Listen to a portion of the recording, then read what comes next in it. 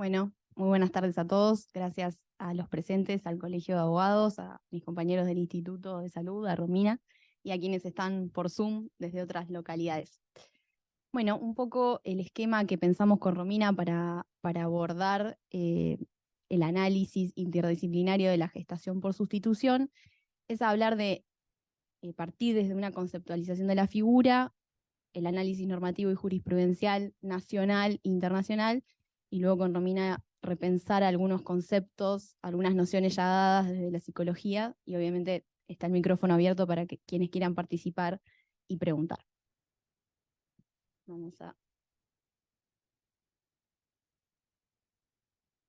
Bueno, conceptualizamos la figura. ¿Qué es la gestación por sustitución? Es una práctica reproductiva compleja, una técnica de reproducción humana compleja, en la que tenemos varias partes. Una de las partes son los comitentes, los padres de voluntad procreacional, quienes tienen el deseo de ejercer la paternidad, de tener un vínculo filiatorio con ese niño o niña por nacer.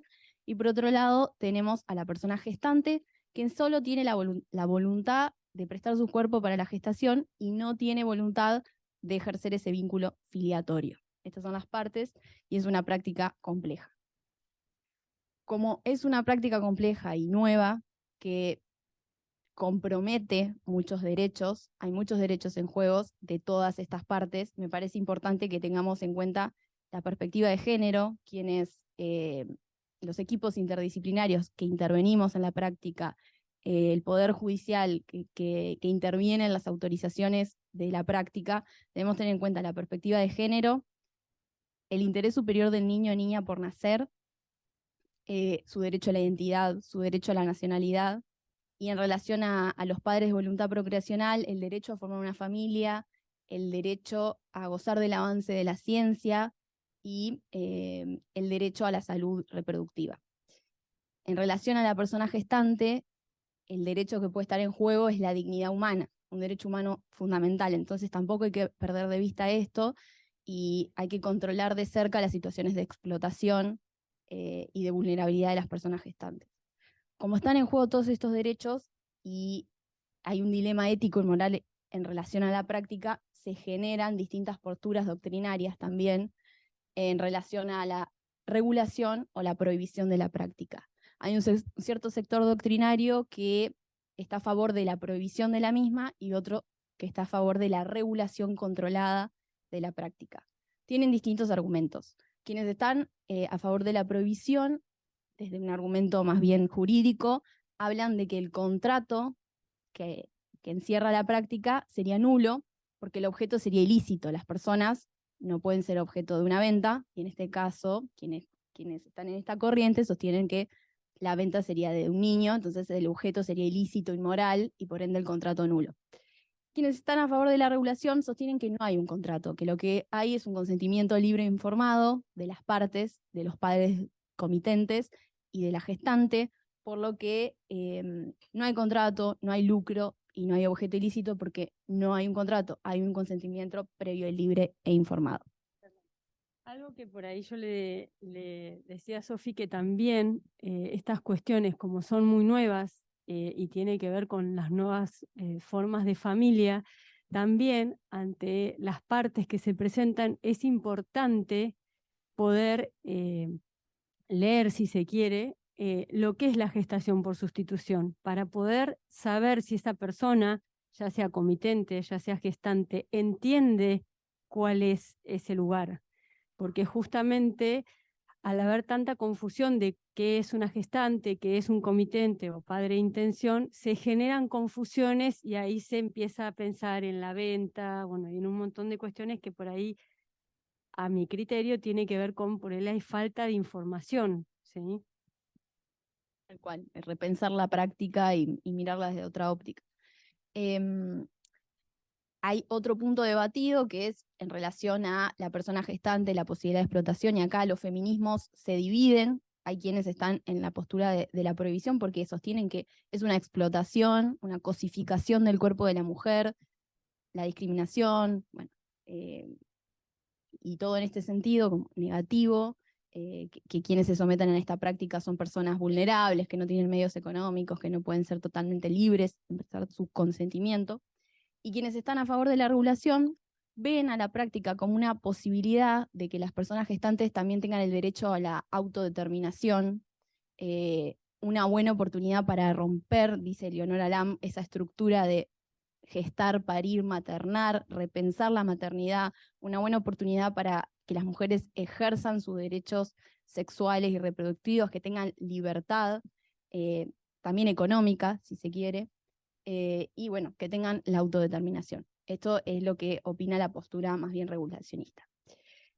Hay otro punto que también está en disputa, que es en relación a los niños que nacen a través de esta práctica, el niño o niña. Quienes están en contra y abogan por la prohibición hablan de que hay un perjuicio al niño, que se puede configurar una trata de personas y que hay un quiebre del vínculo materno-filial que podría perjudicar al niño.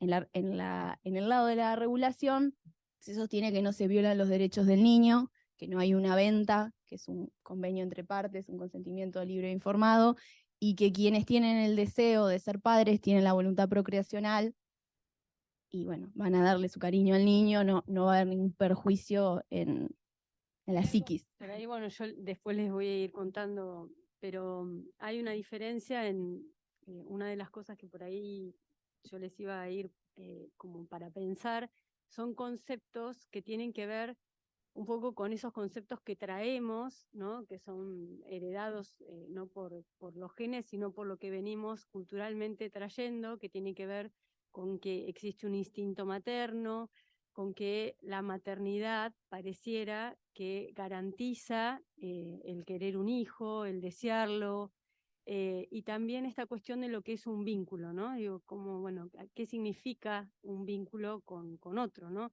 No necesariamente el parir un hijo significa que uno se lo pueda apropiar como tal, ¿no? Tienen que darse otras cuestiones, pero bueno, para eso hay que rever lo que es el instinto materno que venimos, por ahí los más viejos, no sé si los más jóvenes, pero con ese chip, ¿no?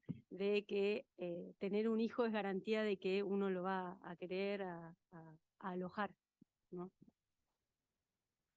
Bueno, y para terminar un poco estas posturas doctrinarias, quienes están a favor de la regulación incorporan también esto de que es una buena oportunidad, una manifestación del derecho a procrear, de la libertad, de fundar una familia, de los beneficios, de gozar de los beneficios del avance científico, el derecho a la salud reproductiva, y un punto importante también es que hace el principio de igualdad y no discriminación, porque hay muchas parejas del mismo sexo, hombres, que es la única forma que tendrían de tener un hijo con un vínculo biológico, de la misma forma personas que tienen algún problema de fertilidad, de salud. Dentro de esta postura de la regulación, la Conferencia de La Haya de Derecho Internacional Privado está desde el año 2012 preparando un convenio y un protocolo específico para regular los convenios internacionales de gestación por sustitución. Es decir, que hay un cierto apoyo internacional a la regulación de la postura. También vamos a ver que hay ciertos estados que han prohibido la práctica, pero la Conferencia de La Haya está preparando este convenio y este protocolo porque se han detectado muchos problemas en relación a la disparidad de regulación en los distintos países, el turismo reproductivo y las diferentes respuestas de los estados generan prejuicios, principalmente en los niños y niñas que nacen a través de estas técnicas, en cuestiones de identidad y nacionalidad y de inscripción de la filiación, y también para las personas gestantes que ven vulnerados sus derechos. En muchos casos son personas con necesidades económicas y demás. Entonces, bueno, la Conferencia de La Haya está preparando este convenio y protocolo como para hacer un piso mínimo y regular estos acuerdos internacionales. Siguiendo en el plano internacional, la ONU hizo un informe especial sobre trata y explotación sexual en el año 2018 y la relatora en ese informe hizo un especial apartado sobre la gestación por sustitución, analiza la situación mundial de la práctica, todas las implicancias y efectúa ciertas recomendaciones a los estados y a la comunidad internacional. La relatora sostiene que este persistente vacío normativo internacional y de los estados puede generar vulneraciones de los derechos de los niños y hace principal hincapié también en los derechos de las mujeres. Sostiene, obviamente, que es inadmisible la explotación y la discriminación a las mujeres, entonces encomienda a los estados a regular la práctica. Habla de la práctica en su versión altruista, es decir, sin una compensación económica, y la práctica en su versión comercial. En ambos casos sostiene que si están debidamente reguladas y controladas, no constituyen venta o trata de niños ni explotación a las personas gestantes, pero es importante que los estados y la comunidad internacional hagan una regulación para cuidar a todas las partes en el proceso. Ella en un momento dice que la gestación altruista debe ser debidamente regulada porque puede llegar a encubrir una gestación comercial si no está debidamente controlada por el Estado. Lo mismo en la variante comercial. Ella hace unas sugerencias en relación a que la gestante hasta el último momento pueda arrepentirse y no entregar al niño y demás. Hace una serie de sugerencias que, bueno, no han sido muy tenidas en cuenta en la comunidad internacional. ¿Qué respuestas han ido dando los estados en relación a la práctica? Bueno, hay un grupo de estados que han prohibido la práctica: Francia, Alemania, Suecia, Suiza, Italia, Austria y España son algunos de ellos. Están con muchos problemas porque sus nacionales siguen recurriendo a la práctica, no en el país, pero viajan al extranjero, viajan a países como Rusia, Ucrania, donde la práctica es barata, o en algunos estados de Estados Unidos, y luego tienen muchísimos problemas cuando quieren reingresar al país, a inscribir a sus hijos, y se encuentran con un estado que en muchos casos, como en el caso de Italia, ha dado en adopción a esos niños y les ha prohibido adoptarlos, incluso teniendo vínculos biológicos con los comitentes. Hace un poco el Tribunal Europeo de Derechos Humanos condenó a Italia con una sanción pecuniaria bastante alta por el retardo en los emplazamientos filiales y por todas estas situaciones, porque los niños ya nacieron, tienen derecho, en muchos casos se los considera apátridas, no se les da la nacionalidad tampoco, ya nacieron, perdón, pero tienen el derecho a la identidad, a conocer sus orígenes biológicos y el derecho a la nacionalidad. Es por eso que el Tribunal Europeo de Derechos Humanos condenó a Italia, y lo que recomienda el tribunal es, bueno, como en Europa no está regulado, es hacer una interpretación amplia del artículo 8 que rige en Europa, y bueno, da una solución medio práctica, y que sería que los niños tengan el vínculo filiatorio con uno de los padres, en general la figura masculina, que tenga vínculo biológico, y que la madre adopte por integración, para que, bueno, es una solución medio... Justamente eso es un poco lo que les decía, de que no se termina de entender lo que es la gestación por sustitución. Por eso yo a Sofía, cuando charlaba con ella, le decía, más allá de que son temáticas muy diferentes, es un poco lo que en su momento pasaba con el aborto. El aborto no es que no existía, estaba, y se generaban situaciones riesgosas para los implicados. En este caso no es que no regulando no va a existir, porque hay páginas donde hay personas que buscan gestantes y se generan situaciones bastante complejas para todos los participantes. Bueno, después tenemos otro grupo de estados que reguló de manera altruista la práctica. Tenemos el caso de Uruguay, de Brasil, de Canadá, México, Israel, Grecia, Reino Unido, Sudáfrica, Australia, Nueva Zelanda y Hong Kong. En el caso de Brasil y Uruguay, incorporaron la práctica, incorporándole, valga la redundancia, el requisito de persona gestante tenga un vínculo de hasta el 2º grado de consanguineidad con los comitentes, eso en Uruguay, y en Brasil hasta el 4º grado. En México lo limitaron solo a sus nacionales para evitar el turismo reproductivo. En Sudáfrica en la práctica necesita de una autorización de la Corte Suprema. Y bueno, van teniendo distintas limitaciones, pero siempre dentro de la variante altruista y no admitiendo la variante comercial.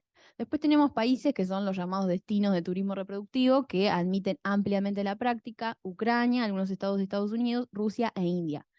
En Ucrania esta práctica ha sido fomentada por el Estado, los nacimientos se dan en hospitales públicos, pero el vínculo entre los comitentes, la gestante y el hospital se da a través de intermediarios, que son empresas privadas que realizan todo el pack de traslado y demás. Hubo muchísimos problemas en Ucrania en el marco del COVID, porque los niños nacían en hospitales públicos, ya estaban en condiciones de alta, y sus padres no podían llegar por las barreras sanitarias y por la falta de aviones, entonces quedaban al cuidado de administrativas de estas empresas intermediarias hasta tanto sus padres podrían llegar.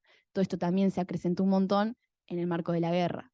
Así que hay muchísimas problemáticas con este turismo reproductivo de las personas desplazándose de país a país.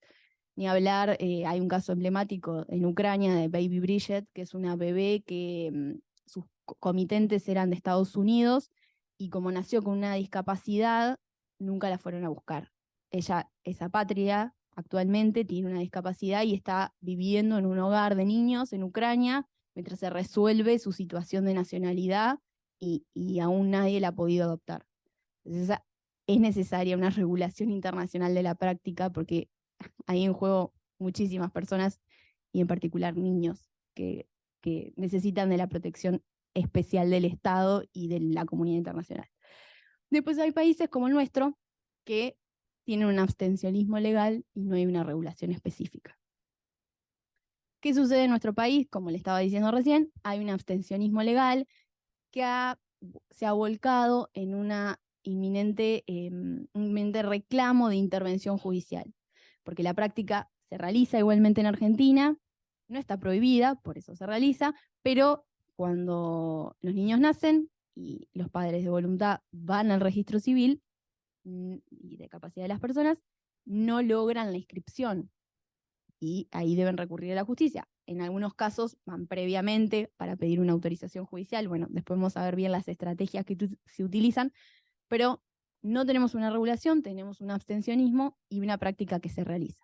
Sí tuvimos un antecedente casi de regulación en el 2015, el anteproyecto del Código Civil y Comercial tenía un artículo especial en donde se regulaba la práctica, era una autorización judicial previa, se controlaban varios requisitos para ver que no haya ningún derecho vulnerado en el medio, pero la comisión redactora, que estaba Hayton del Nolasco, Aida Kemelmacher y Lorenzetti, lo había incorporado, pero luego la comisión bicameral lo suprimió. ¿Por qué? Porque consideró que en ese momento no había suficiente regulación en el ámbito internacional, había casi un silencio, y que no estábamos preparados aún para un debate ético y moral de esa envergadura, entonces dijeron debe ser regulado por una ley especial a posteriori y hay que hacer un debate profundo sobre esta práctica, entonces lo suprimieron. Lo suprimieron y generaron un problema bastante grande. En las Jornadas Nacionales de Derecho Civil que tuvieron lugar en Bahía Blanca en el 2015, en las conclusiones se dijo que, y les paso a leer, aún sin ley, al no estar prohibida, se entiende que la gestación está permitida y se debe regular la gestación en una ley especial conforme al criterio del 562, que era el del anteproyecto que la regulaba. Bueno, este artículo, que no existe actualmente, pero estaba en el anteproyecto, establecía ciertos requisitos. Siempre se tenga en miras el interés superior del niño, que la gestante y los comitentes tengan plena capacidad de entendimiento y plena salud física, entendiendo a la salud como el completo bienestar psicobiosocial, el consentimiento previo y libre e informado de todos los que intervienen, que alguno de los comitentes haya aportado sus gametos, que los comitentes no puedan concebir que demuestren esa imposibilidad, que la gestante no haya aportado material genético propio, que no haya recibido una retribución, sin perjuicio de, puede ser el pago de, el reembolso de pagos razonables en razón de traslado, alimentación, tratamientos médicos. Que la gestante no se haya sometido a un proceso de gestación por sustitución más de 2 veces para desalentar que la práctica se haga casi como un trabajo, y que la gestante haya parido con anterioridad al menos un hijo propio para comprender lo que es pasar por el proceso. Sí, por ahí se pone mucho hincapié en esto para que aquella que va a gestar entienda o sepa lo que es, bueno, todo el transcurrir un embarazo, bueno, las cuestiones que pueden pasar, porque también hay, a ver, situaciones que uno no puede prever, puede haber complicaciones y eso no se puede prever. Entonces, bueno, que haya un conocimiento de lo que sería gestar. Bueno, y por último, el último requisito es la autorización judicial previa para hacer un control profundo de todas estas cuestiones. Esto era el anteproyecto, pero actualmente tenemos el 562 en el código, que es el que nos dice que los nacidos por técnicas de reproducción humana asistida son hijos de quien dio a luz. Entonces, madre es quien dio a luz. Eso ha traído un montón de problemas en la jurisprudencia. La mayoría de los casos, en general, las autorizaciones se dan a favor de los comitentes, pero hay algunos en los que no, y se utiliza como argumento este artículo principalmente. Aquí, el Ministerio Público Fiscal en sus apelaciones siempre sostiene que el legislador fue claro, que incorporó este artículo y suprimió el de la gestación, entonces madre es quien dé a luz. Pero bueno, en general la mayoría, después les traje una estadística, la mayoría de los fallos salieron en favor de los comitentes. Pero hay muchísima inseguridad jurídica, o sea, no es una cuestión que esté legislada, entonces queda a la discrecionalidad judicial. En relación a este artículo, en los casos en donde se ha otorgado la autorización a los comitentes, en algunos se ha declarado su inconstitucionalidad o inconvencionalidad, como en ese fallo de Córdoba que les traje ahí, y en otros se ha considerado que no es necesaria declarar la inconstitucionalidad y es necesaria hacer una interpretación amplia integradora del derecho, recurriendo al sistema de fuentes y de interpretación, recurriendo a la Constitución Nacional, a los tratados internacionales, a las reglamentaciones sobre técnicas de reproducción humana asistida. Entonces, bueno, no es necesaria declarar la inconstitucionalidad. Eso han sido distintas respuestas que se han dado en torno a este artículo. Otro punto importante es la cobertura de la práctica. Nosotros tenemos la Ley 26.862, que en su artículo 8 habla de la cobertura integral e interdisciplinaria del abordaje por parte de todo el sistema de salud, sistema público, obras sociales, empresas de medicina prepaga. La gestación no está enumerada taxativamente en la norma, no está incorporada expresamente en el PMO, pero hay ciertos sectores doctrinarios que sostienen que este artículo es de alcance amplio y que la norma busca dar la cobertura mayor. Y en un último apartado habla de que no se podrá introducir requisitos o limitaciones que impliquen la exclusión debido a la orientación sexual o el estado civil de los destinatarios. Así lo entendieron en el fallo que les copio ahí de Salta en el 2019, donde otorgaron la cobertura de la práctica, entendiendo que este artículo tiene un alcance amplio y que la gestación podría estar incluida. Esto que yo les estaba comentando sucede en todo el país, excepto en Cava. En Cava pasaba lo mismo, pero se interpuso un amparo colectivo, el defensor del pueblo de Cava interpuso un amparo colectivo porque, bueno, se detectaron un montón de estas situaciones que venimos contando, niños ya nacidos, que no se hacían las inscripciones y demás. A raíz de ese fallo, de ese amparo colectivo, se dicta una disposición de la Dirección General de Registro de Estado Civil y Capacidad de las Personas de Cava en el 2020. A partir de ese año, en los registros civiles de la capital del país, se inscriben gestaciones realizadas en el país sin intervención judicial.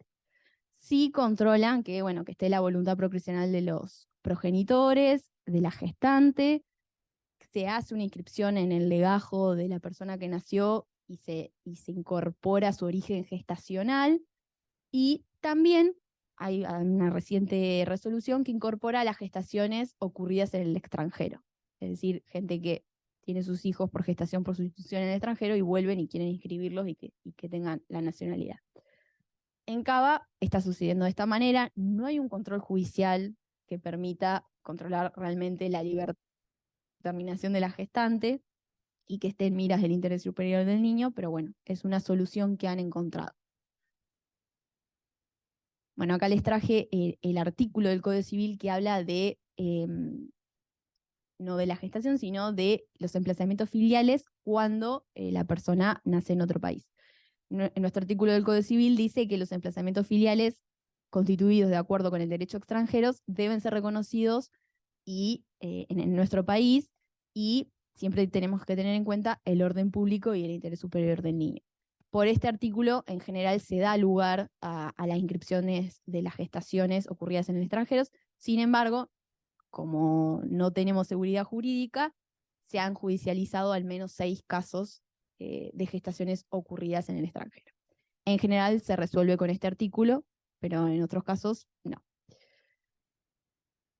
Viendo el panorama completo, Acá les puse las problemáticas que ya podrán ir apreciando a lo largo de estos minutos que venimos charlando. Una es la falta de seguridad jurídica para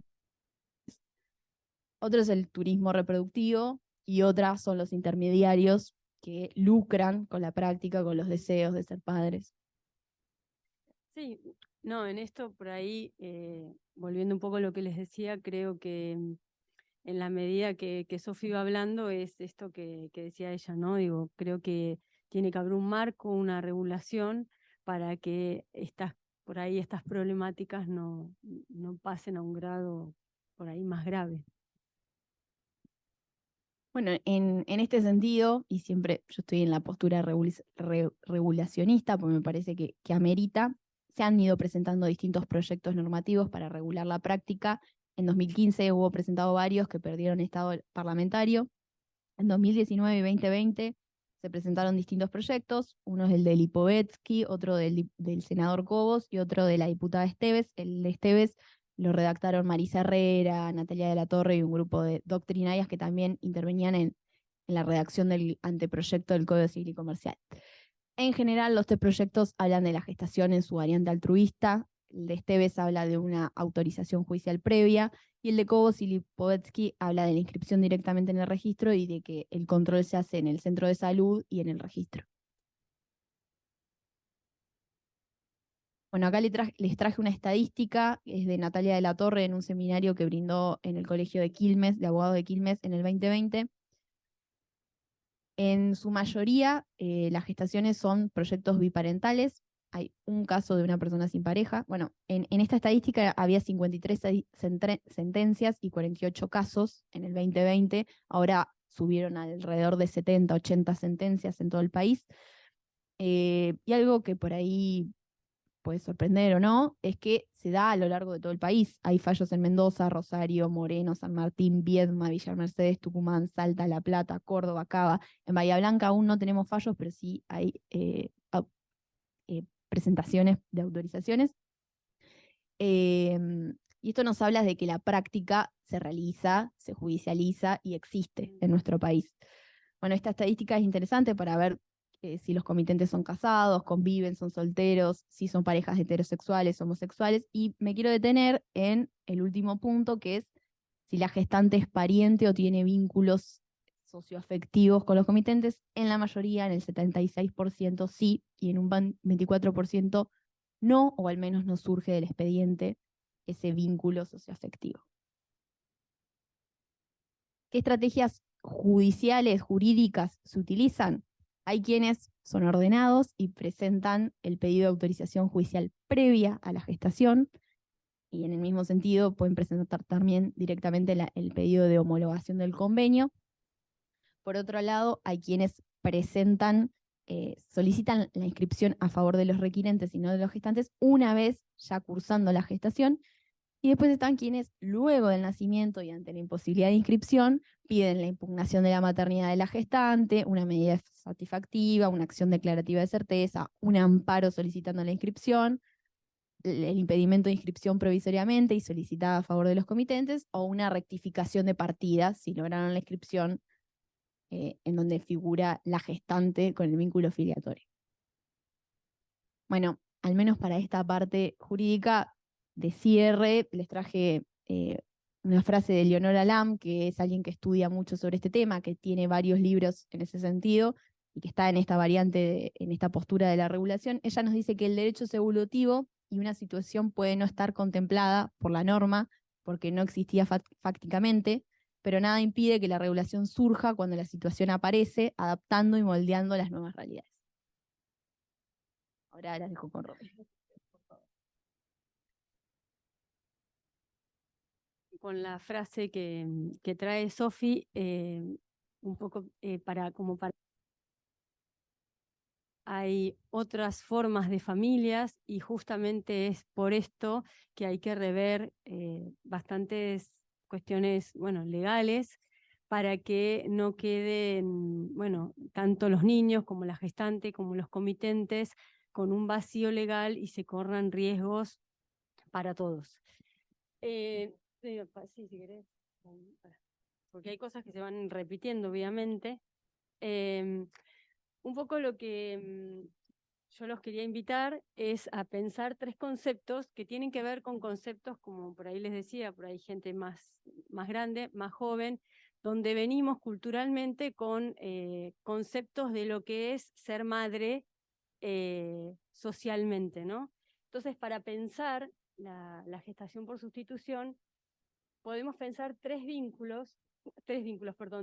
conceptos que tienen que ver con instinto materno, maternidad y maternaje y vínculo. El instinto materno creo que todos más o menos pueden saber lo que estoy diciendo, y tiene que ver con un concepto donde se cree que inmediatamente que una mujer va a parir un hijo, ese hijo se puede alojar como hijo, ¿sí? Acá, bueno, un poco dice, inmediatamente después del nacimiento del bebé, la madre experimentará sentimientos y actuará en pro del bienestar del niño. También es algo, yo tengo una especialidad en perinatal, es algo que también se está estudiando y se está investigando, esto de que hay tantos prejuicios sociales que estas madres donde tienen un hijo y sienten depresión o sienten que no lo quieren o un rechazo, al no hablar esto, este niño queda en riesgo. Entonces no hay garantías de que porque una mujer pare un hijo es garantía de que lo pueda alojar como tal, ¿sí? Este concepto trae como una tendencia innata de que esta mamá va a proteger y cuidar a este hijo. Y por otro lado, el instinto materno tiene que ver más con una relación del cuidado y no con una relación de deseo. No todo hijo que nace es deseado, ¿sí? Por ende, no todo hijo que nace uno puede alojarlo como hijo. Otro de los conceptos es la diferencia entre maternidad y maternaje. La maternidad es un hecho biológico que tiene toda mujer que puede tener un hijo, y el maternaje es el plus a lo biológico, es aquello que tiene que ver con el amor, con los cuidados y la dedicación que una madre puede darle a un hijo, ¿sí? Por ahí es esta diferencia en estos conceptos, como para ir pensando que la biología no da garantías. Y por otro lado, el vínculo tiene que ver con una construcción, ¿sí? Es el punto de partida de un encuentro significativo con otro y puede constituirse o no desde un origen. Este encuentro hace que sea significativo si modifica a quien recibe y también a quien produce. Tiene que haber deseo para que el sujeto se constituya en esa relación. ¿Qué significa? Tiene que haber deseo para que pueda haber vínculo. Dirán, ¿para qué nos está explicando esto? Esto es un poco para poder repensar esto y de este modo no horrorizarnos tanto ante la gestación por sustitución, ¿sí? Son conceptos que venimos trayendo de hace mucho y que un poco lo charlábamos con algunos los chicos de acá, esto de que va muy rápido todo, va muy rápido la velocidad de la vida y hay cuestiones que tardan un tiempo más en poder pensarse, pero mientras tanto suceden estas cuestiones donde hay niños, mujeres y también parejas que quedan en riesgos. Nuestro rol como psicólogos es poder ocuparnos de acompañar en todas estas etapas, ya sea la evaluación, la aptitud de la gestante, la contención de los participantes, ya sea parto y puerperio de la gestante. Les cuento algo por ahí personal, particular, a través de, profesionales de Buenos Aires con los que he estudiado. Me contactan una vez para poder hacer una entrevista a una futura gestante que se quería postular. Yo la recibo en mi consultorio y le hago una entrevista, y una de las cosas que yo les digo que tiene que ver con qué se entiende y qué no se entiende por gestación por sustitución, y de ahí podemos pensar un poco más, fue leerle el concepto, ¿qué es la gestación por sustitución?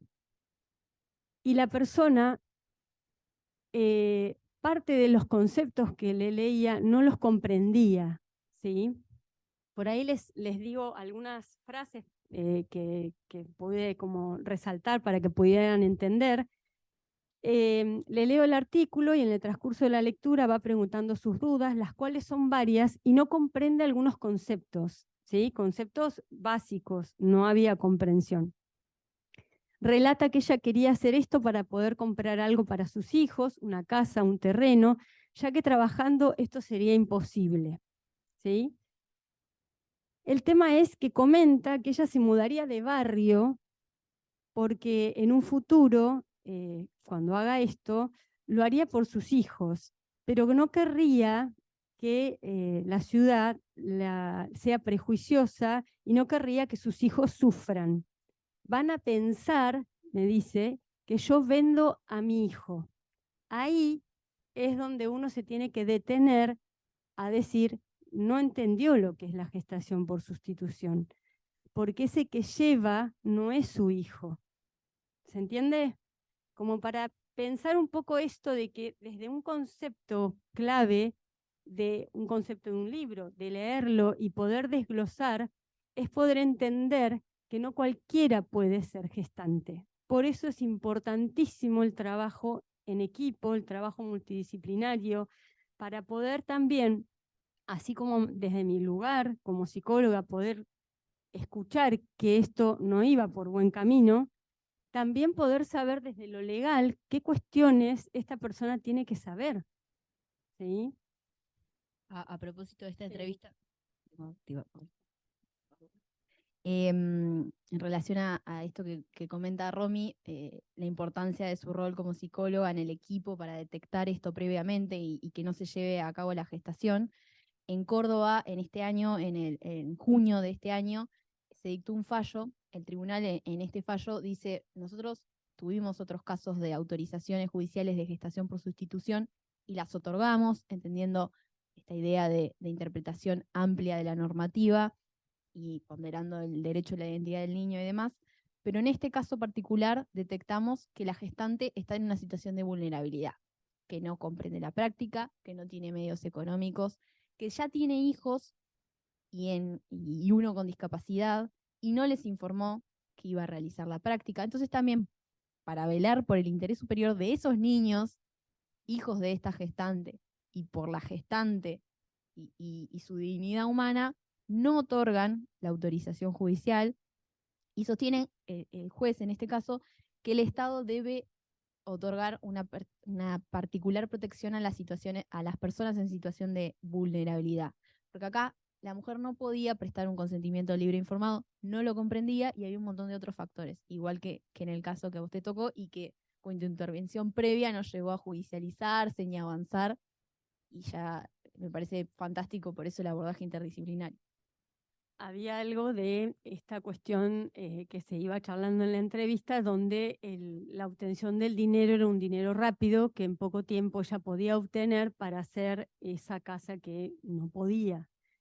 Y también esto, bueno, había una necesidad, según lo que ella manifestaba, de mudarse de barrio para que otros no pensaran que ella vendía a su hijo. Bueno, había algo que evidentemente no iba a ser charlado con sus hijos, ¿sí? Entonces, bueno, había cuestiones, volvemos a este caso, donde esto era imposible y era poco viable que esta mujer pudiese ser gestante.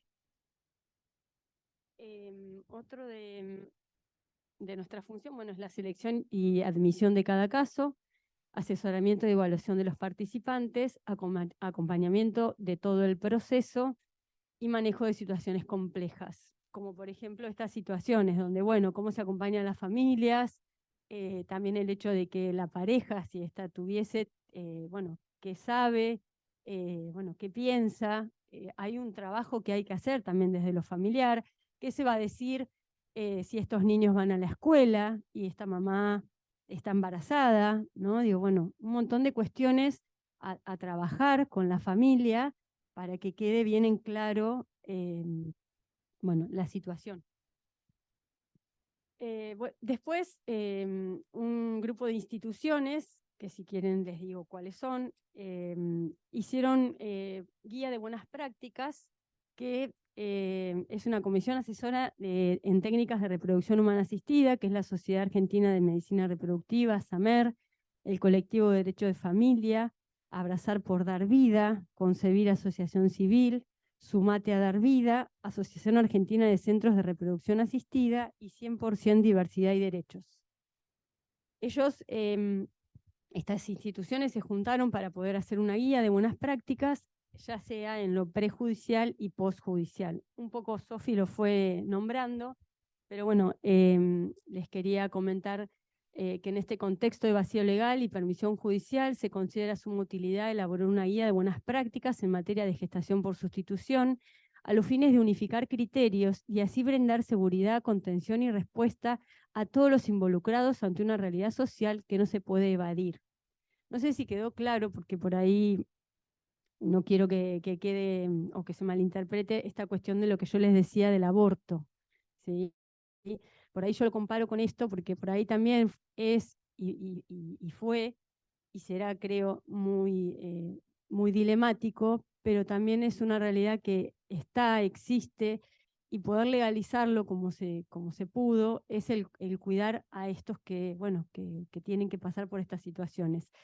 Posiblemente desde mi lugar, un lugar que no tiene que ver con juzgar, sino más que escuchar, haga que uno pueda acompañar, ¿no? En estos procesos.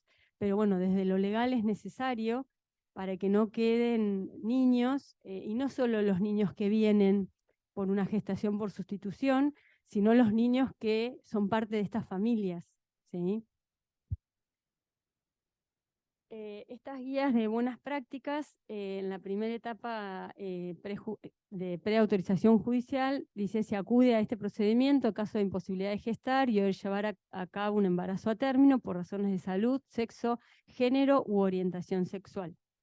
Se definen dos tipos: gametas aportadas por los comitentes y gametas aportadas por terceras personas. Importante, que Sofi ya lo dijo, la gestante no puede aportar sus gametas. Criterios para ser gestante: los comitentes son quienes elegirán a la gestante y la postularán para su evaluación. La aprobación de la postulante quedará supeditada a la evaluación del equipo multidisciplinario. Esto es un poco lo que es importante pensar en el trabajo en equipo. Por otro lado, los criterios de inclusión es tener, como dijo Sofi, plena capacidad civil, acreditar aptitud física y psíquica conforme a la evaluación del equipo, no aportar sus gametas, no haberse sometido a un procedimiento de EGS más de 2 veces, no haber dado a luz y tener un hijo propio, y contar con el debido asesoramiento y evaluación psicosocial previa. Contar con el debido asesoramiento legal independiente. Supongo que esta cuestión de lo independiente tiene que ver para no estar condicionado por cuestiones, como por ahí decía Sofi, de instituciones o bueno, de lugares que puedan asesorar y que tengan por ahí intereses. La evaluación preliminar, bueno, se les hacen análisis de sangre, examen físico-ginecológico, ecografías, cultivo de flujo, urocultivo, citología, electrocardiograma, evaluación de cavidad uterina. Durante la evaluación se debe considerar el historial médico, obstétrico y genético, el examen físico, personalidad, motivación y características psicológicas e historia psicosocial. En lo que respecta a lo que es las características psicológicas, se toman determinados test que nos ayudan a poder bueno, pensar en relación a una técnica proyectiva, que es el HTP, que es decir, hombre, en realidad es persona, hombre y... ¡Ay, ahora se me fue! Bueno, son 3 características que buscamos en esta persona, donde cómo dibuja, si lo dibuja grande, chiquito, dónde ubica, y en función a eso ver qué relata de esa historia, ¿sí? La persona bajo la lluvia, que también es otro test proyectivo donde vemos bueno, las defensas o no que tenga esta persona. Y después familia kinética, que también tiene que ver con la relación y los vínculos y las relaciones vinculares de esta persona que va a ser el psicotécnico. Y el Bender, que a mi criterio es uno de los principales y más importantes, que tiene que ver con poder descartar patologías o alguna problemática neurológica. Los criterios para ser comitente: factor uterino absoluto, es decir, ausencia de útero o presencia de útero, afuncional o funcional o útero funcional con historia de fracasos reproductivos. motivos de sexo, género u orientación sexual, parejas del mismo sexo varones o familia monoparental de progenitor varón. Los criterios de inclusión para ser comitente, tener también plena capacidad. El comitente o al menos uno de los comitentes debe aportar sus gametos, salvo razones médicas que justifiquen la imposibilidad de aportarlos. Tener imposibilidad de gestar y de llevar a término un embarazo por razones de salud, sexo, género, identidad de género u orientación sexual. Y contar con el debido asesoramiento y evaluación psicosocial previa. Contratar un seguro de vida a su costo y a favor de la gestante que cubra las contingencias que puedan derivarse de la AGS. Un caso que yo le contaba a Sofi, que se dio en India, fue una pareja de europeos que contratan bueno, a una mujer india y en el contrato decía que se entregará bebé sano.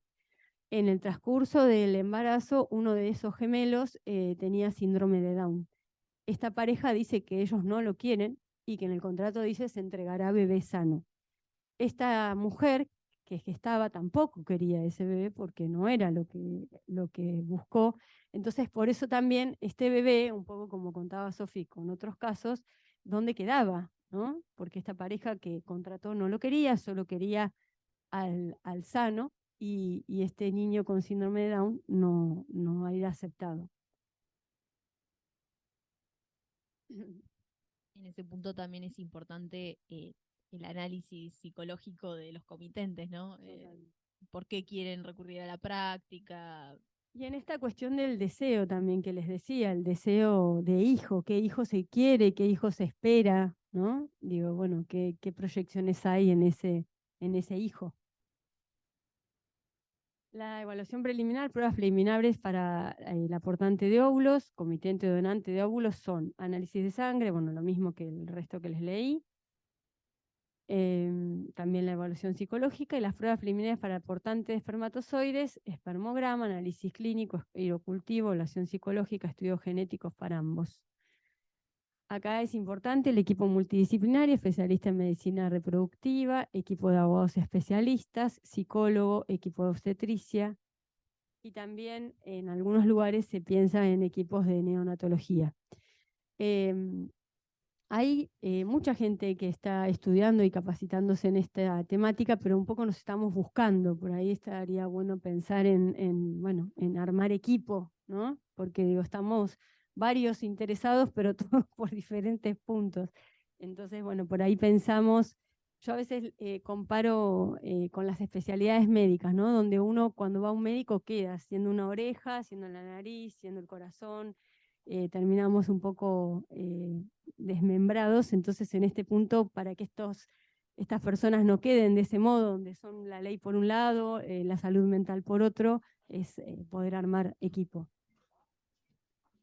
Y bueno, y después en las prácticas, segunda etapa, posautorización judicial, autorizado judicialmente DGS, el centro médico debe, bueno, consentimiento informado, estimulación ovárica, aspiración folicular, obtención del semen, fertilización de los ovocitos y cultivo de embriones,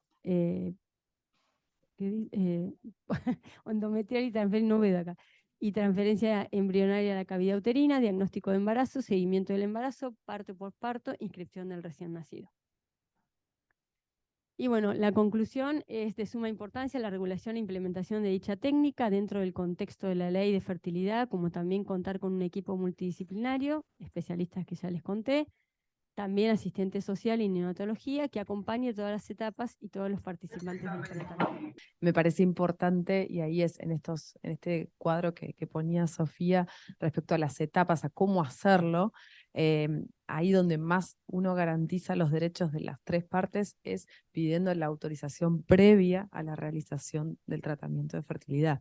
Es donde si suceden estas cuestiones de arrepentimiento, ya tenemos este paso saltado, ¿sí? Ya vamos a tener la homologación y demás. Me parece hoy que en nuestro país, en el estado que estamos desde la legislación, es la mejor opción, es la que resguarda los derechos de las tres partes, creo.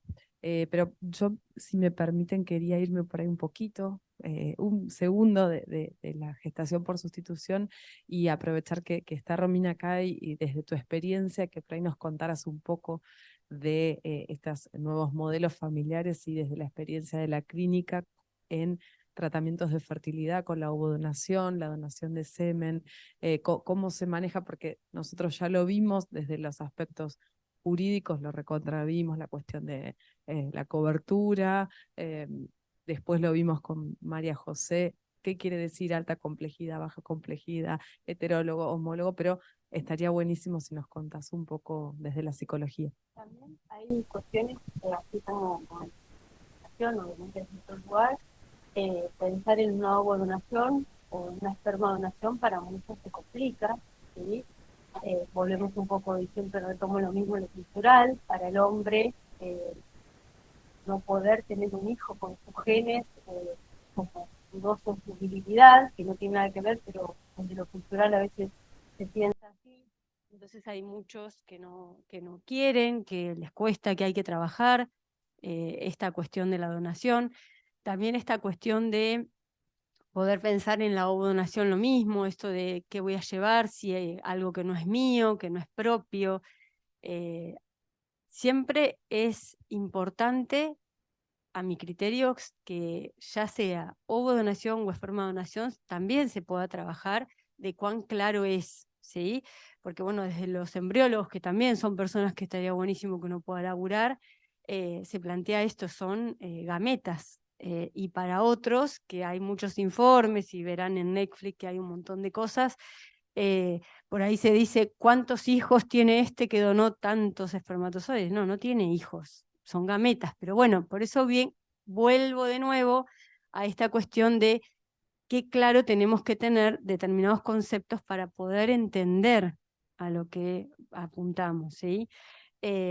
Tanto un óvulo como un espermatozoide se necesitan para poder formar. En este caso, un esperma solo no hace nada y un óvulo solo tampoco.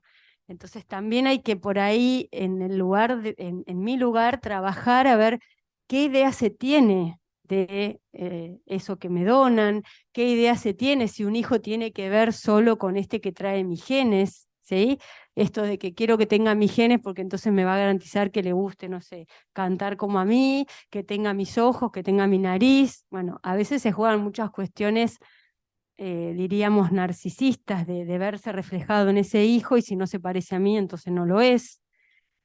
También hay que pensar ahí, bueno, el lugar en el que para cada uno viene ese hijo. Hay personas que pueden y aceptar que es otro modo y que ese hijo, uno es hijo porque lo puede alojar, más allá de la genética, y hay otros que no pueden, que si no tiene su genética, que si tienen que recurrir a ovodonación o espermadonación, no quieren porque no es su hijo, porque no va a tener su genética. Entonces, bueno, creo que eso también es a trabajar mucho y es caso por caso. No hay algo que baje. ¿Alguien que quiera hacer alguna consulta, pregunta, comentario? Sofi, te sumo a lo que vos decías de la autorización judicial previa, no solo para el caso del posible arrepentimiento de las partes, sino también porque tenemos muchos casos donde está la sentencia de primera instancia y el Ministerio Público Fiscal apela, e incluso tenemos 3 casos en Corte Suprema de Justicia de la Nación actualmente que están esperando a resolución. Y bueno, ahí hay una inseguridad jurídica bárbara. Sería bueno que la Corte resolviera y ahí un poco terminara con la discrecionalidad judicial.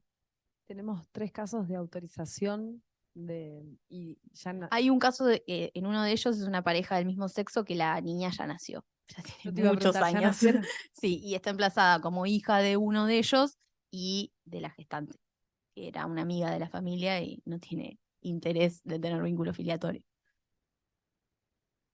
Bueno, ahí en estas situaciones es lo que les planteaba de cómo es contada esa historia y qué rollo se le hace a un niño donde por estas cuestiones de falta de regulación, bueno, este niño queda siendo hijo de alguien que en realidad no es, estas cuestiones de la identidad, ¿no?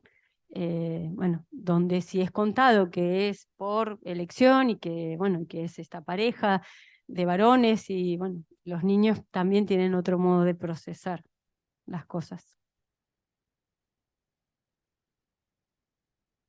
¿Tiene alguna pregunta o comentario? Bueno, entonces muchísimas gracias a quienes están por Zoom y a quienes están aquí, y al colegio y al Instituto de Salud. Y a Romina. Gracias.